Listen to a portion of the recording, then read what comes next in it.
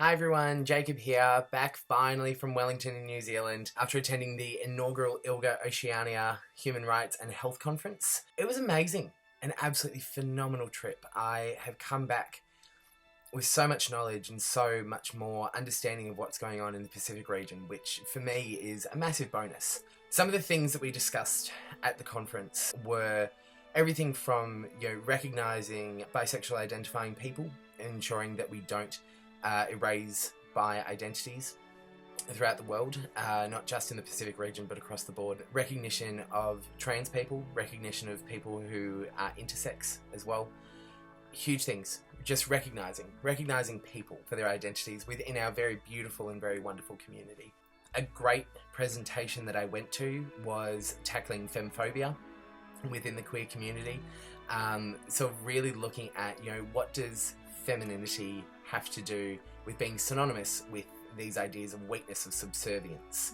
I, for one, being a genderqueer person who is often quite femme as well, I walked out of that and it was run by these amazing young people based in Wellington. I walked out of that session and I was just elated. I went, oh, my people, I'm here, this is great, there's nothing wrong with this, this is marvellous, there are so many other people like me all around the world. I think we all forget that climate change is a real thing and that's happening all the time.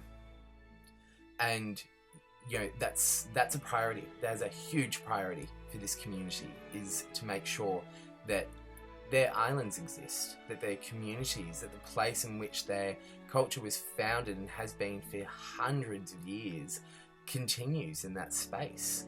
But to prioritize something like marriage on top of the impact of climate change is not a reality for them at this time. And I think it's very important for us as global citizens, as people who, share these experiences with these people in our own ways, that we remember this, that we do something to ensure that their lives are prioritized for them.